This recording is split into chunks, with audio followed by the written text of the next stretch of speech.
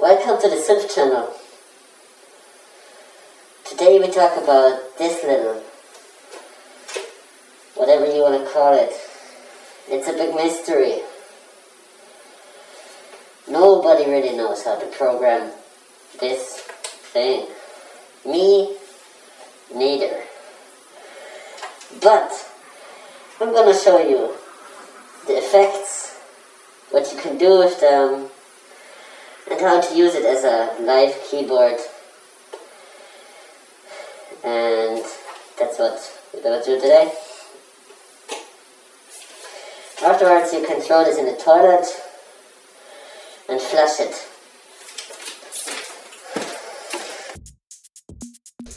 Everyone who has owned one of these knows what a terrible nightmare it is to program and how little fun it becomes to use. And then also the thing kind of, I would say, is a really sturdy rhythm, a rigid rhythm that just has almost no soul. And I know that there is the slide function and all of these things, but I actually believe, and I still to this day believe, I can't use this Behringer with my Pioneer mixer.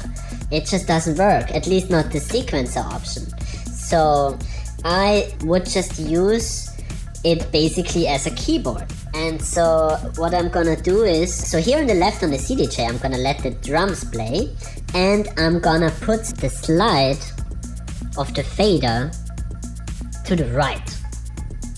And that means I can listen over the headphones here to the drums and can use the synthesizer as a keyboard and can basically record just doing it by hand. It's kind of hard using those, but those are also meant to be I don't think, you know, this was meant to be automated, you know. It's like a pedal. It's very hard to use a pedal and a guitar, right? So, you know. And actually it's so funny because I'm not advocating for the synthesizer at all, but I'm showing you why you maybe shouldn't give the synthesizer away. Because it's actually a great way for learning to play piano and keyboard, and especially if you then at some point invest in different synthesizers like the Korg Monologue, for example. You will see that having this keyboard function on pitch mode is so handy for making also live acid and live techno and so on, because no one wants to hear this rigidness of these patterns anyways. That's why it was so unpopular also. But it is a great standalone thing to just have also on the side and have it plugged, you know, and to whatever you're like, you know, you're playing with, you know, because mostly you need something like drums, or you have other synthesizers that program drums, you know, if you do live gigs.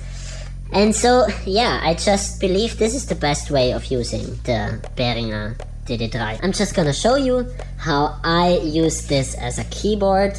So, right here on this Cdj, I have a drum track from, his name is Kiro TV, and he has a YouTube channel.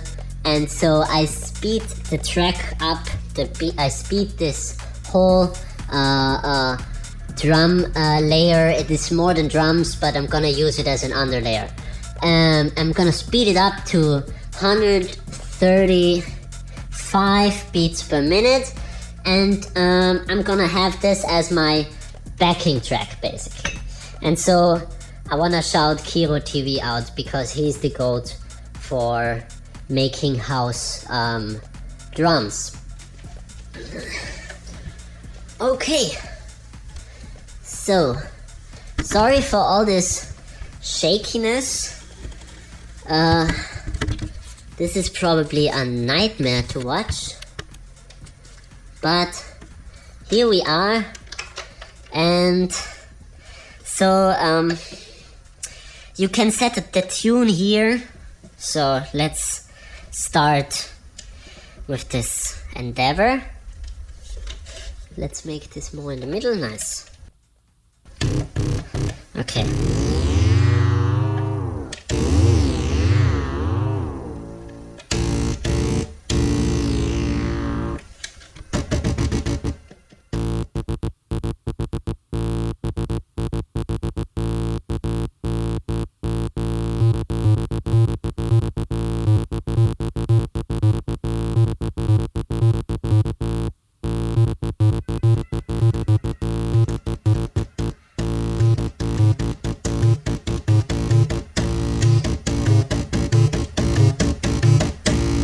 Okay, so that's kind of how to use this as a standalone keyboard.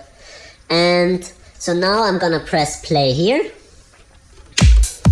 And the beat is running, and let's see what we can do with those parameters. So the cutoff is a filter, yeah? So this is it's actually I think some kind of low pass filter. It cuts off the highs. Then we have this resonance. Resonance is always giving extra high frequencies most of the time, yeah, like this. Then we have envelope. Envelope is kind of the punch. Oh yeah, envelope is giving a lot of distortion actually, and it's also very important for programming kick drums, just saying. Okay, and yeah, this is decay, this is how long it goes on, the sustain. And accent seems also to be some kind of enhancing of the highs, maybe something like a distortion. But here we also have distortion, and there's also distortion without distortion, and it sounds a lot different. It sounds a lot like this effect. I think alone is really good actually, you know, because this sounds very unmixed at all. Like this, the funny thing is with the distortion on, it sounds like there is a compressor on it, which is really crazy. And without it, it sounds very like unfiltered at all. So let's get the distortion up. Yeah, this distortion here is super nice, this one. In combination also with that, I think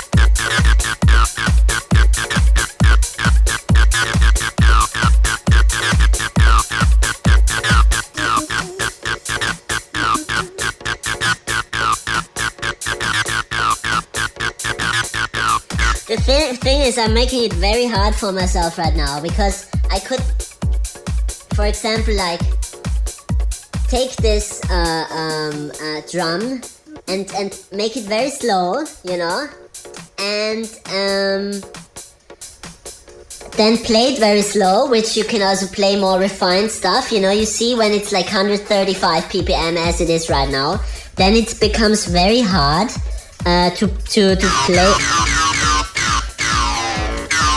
to play more complex things.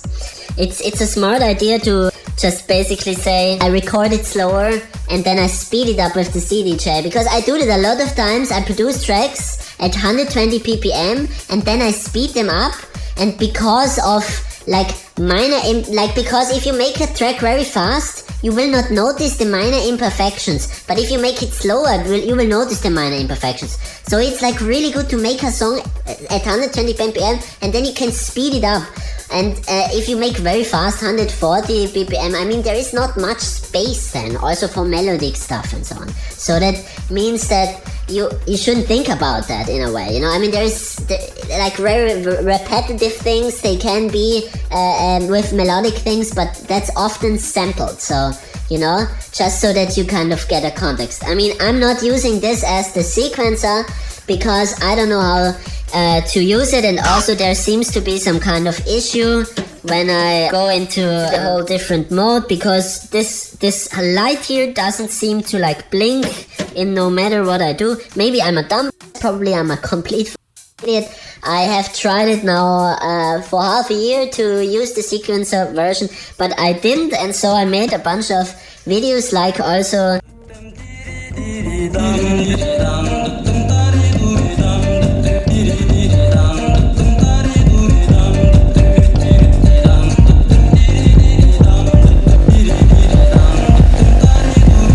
okay, I got so confused, I don't know what happened, but so I'm gonna, you know, make this now slower. So now it should be 120 beats per minute. Let's set this up. Perfect.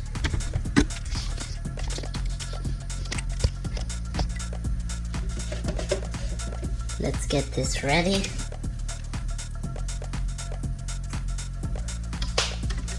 But not all the way. I have it mostly on one ear so I can hear also what I'm playing with my speakers here and here. I have two speakers here, 4 Zoller, and so yeah, this is how I make my music. I don't make it over headphones, I make it over speakers directly. It's way better for mixing.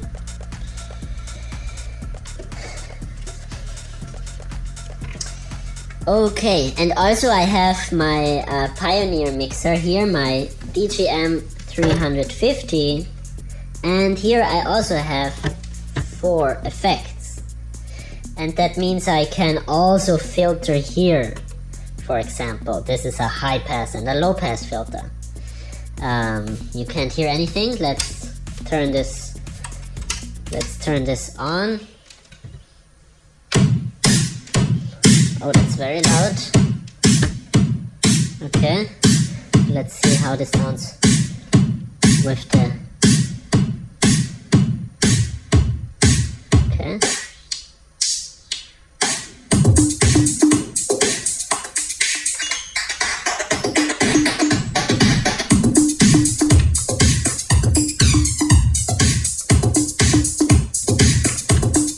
Okay. Stop this. So now you know. Also, this is super handy for producing. And so what I'm doing is I'm listening with this cue here over the headphones to these drums. And I can at the same time use this thing and play to it. And it will run over this mixer into this USB stick. So it's like the easiest way of getting a very clean signal. I mean, there is some cramping, because of this thing that is in here that is doing the digital translation, is of course changing the bit rate of the synthesizer, but I don't mind. For producing, I think it's nice. And other people have told me, no, don't do that, you know, you will reduce your bitrate. I record each of them out individually, so I don't listen to the tracks when I'm producing. I'm only listening to what the synth does, but I'm also listening to the drums via the headphones. And I think this is the crucial part, how I think you can do good mixes on the spot. So I'm gonna show you how to do this now. So here we have the TD3, and I really don't like how all of this sequencing thing here works. I really despise all of this. This is like a big mystery. In 1,000 years from now, nobody will understand anything about this. It's just very stupid, in my opinion. But here on the pitch function, let's stop and put the pitch function on, you have the possibility of using it as a keyboard.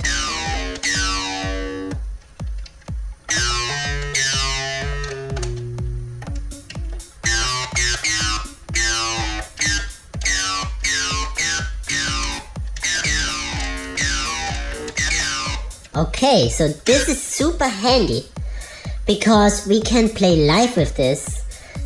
Of course, if this sequencer works for you, because mine seems to not work, then you can also use it live. But I don't like the rigidness of the synth sounds it makes. And also what I don't like is that you can't basically adjust the tempo. Like, there is no way of seeing how much BPM it is, if there is any, 120.5. You can't see any of that. You have to beat match that and do it afterwards if you want to produce it. I mean, you can do that live maybe if you have something. I don't really like it. It's just not handy for me and for making really nice electronic music and dance music. But I think if you then get into something like this, you will really appreciate to have tried to use that actually, and not only the sequencer, because I think this thing was such a failure back then, because it was used as a sequencer and it was promoted as a sequencer, although it was a great live tool with all of those effects, and these effects are all pretty fucking great actually, And so I just think there is a huge misconception about this thing in a way, harmful way, because it's a very great standalone live thing where you can play drums over a Cdj and at the same time use this live and have it also plugged with other synths like the korg monologue, for example, or other synthesizers, You can put everything together, and that's super nice, because then you can also match yourself. Then you don't need to match with this thing. And so what I found out recently is when I have a slow backing track and I record something, I can basically record something very slow. So let's try that now. We have it now on 120 like we said, and we're gonna play this track, listen to it over the headphones and have it here as over the headphones. I can hear it, but I'm gonna put this totally on the other side so that it is not, basically it has no signal to these speakers. And so this is kind of my way, and I should not forget to put this on, because everything that I have recorded now prior, I cannot put on top of the audio layer of the camera. So this is also one thing. So this is so cool. You can put this, with this you can take this audio layer, put it on top of the audio layer of your camera, and it will just sound so nice. And with this one as well, I can just record these drums faster, for example, by doing that, and then use them faster, and I can check the BPM and I can actually see the percentage, which how much it is, how much pitch, for example. And so you can make any kind of sample slower or faster by just basically using this function and recording it over this. And so this is kind of my way of producing electronic music.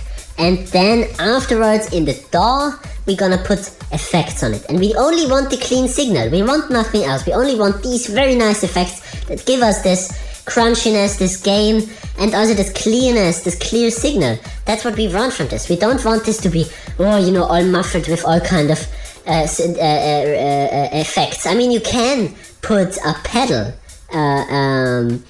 in between the synthesizer. I'm gonna make a video to that very soon, which is also nice. You can do more creative stuff for sure. And I think this was a friend of mine, he told me that's what pedals were intended for, between synthesizers. And then kind of guitarists took over, and I'm a guitarist and I'm also a synth lover, so for me I'm like, wow, this is just a great tool. This to have some pedals in between synthesizers is so nice, and I definitely recommend trying it out if you have the possibility. So let's just try to use this as a standalone, like it would be intended for a live situation. Of course, you don't want to have any overlapping of frequencies. That means you would have to find some drums without bass line or something like this to put underneath, or you build that, or you have another synthesizer that makes the drums at the same time. And then you can play with this, another sequencer, you can play with this live to it. And I think that also gives a lot more character to a live set than just playing the tracks, you know? I mean, it depends on the stage size and all of this, and how you want your mix to go, but I always want live implementation, you know? I don't like this DJs that just play the tracks, although I have already, you know, made a full album which I could do that, but I want to play live to it, you know? And that's why it's nice to have something like the TD3 just as a keyboard. If you don't want to use this sequencer function, don't use it. I don't use it, but it's so nice to have all of these effects and this signal, because this is a sample machine in that sense, you know, and you can make the samples yourself if you speed a track down over the Cdj'S. I speed the drums down and then I can easily play to it. So it's on 120 ppm. We're gonna press play here, bug, and then we're gonna see. Let's see. Let's try this out.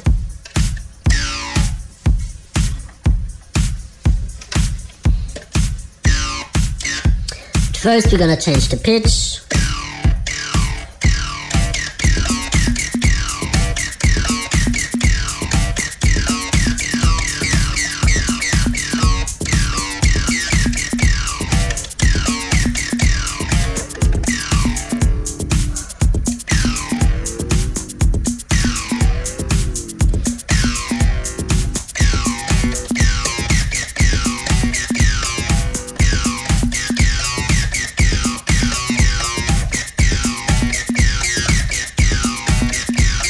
And let's try something more complicated.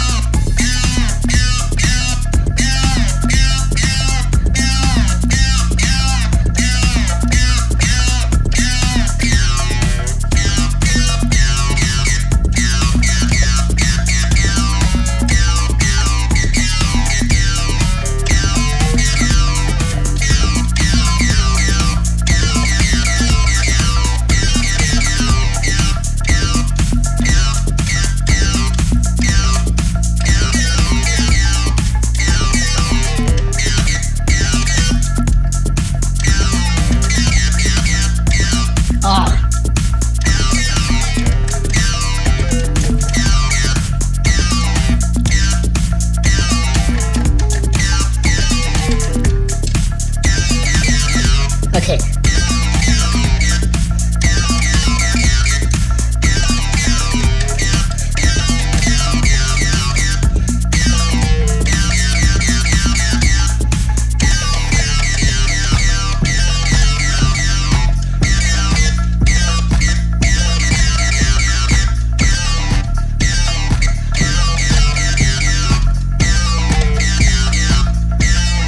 Got it?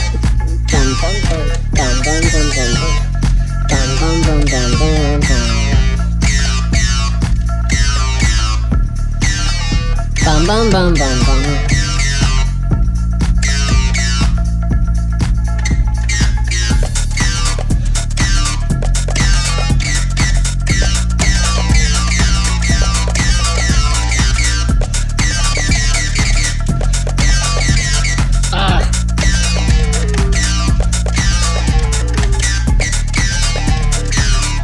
Da da da da da da da da da da da.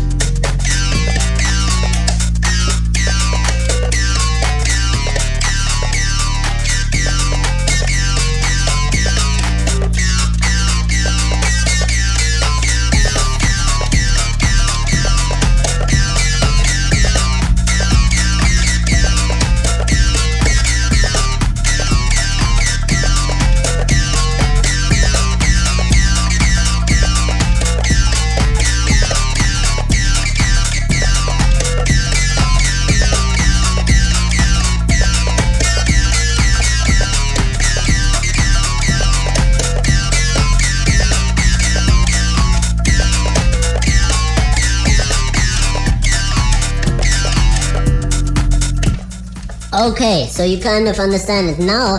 We can speed this up theoretically afterwards if we now take these two audio layers, put them together, and then get this back onto a USB stick, into this Cdj, like over the USB stick here, and then again make it faster here, and basically, yeah, then we can play the song faster and can record it again over this. And I like to just stay in between one of those two steps by just keeping them slow basically and playing them live faster, because sometimes you have a track that is 128 or something, and then you want to mix another track of yours that is slower on this, and you can just speed it up. And it's so nice to have Cdj'S. They have so many great features. There is also this vinyl function. Let's put it on and let's go over there and let's listen to the sound.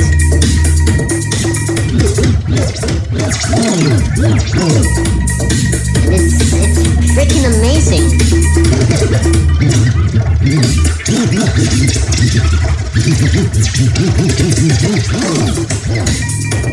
It's great. Yeah, so basically, great for making music, those things. And I love the 850s in general. These are so nice for learning mixing. And when I was learning to DJ, I learned so much about mixing, and that's why I started making electronic music. And there is one album out on Bandcamp. It's called Dying Nations and Lonely Hearts, and it released under TD3. I can put it in the description also if you would like to listen to it. And yeah, so this is how I kind of use this keyboard, this synthesizer as a keyboard. Yeah, thank you so much for watching.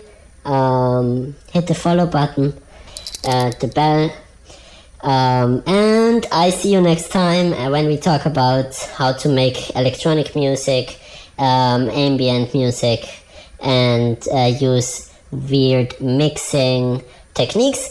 And yeah, I'm out.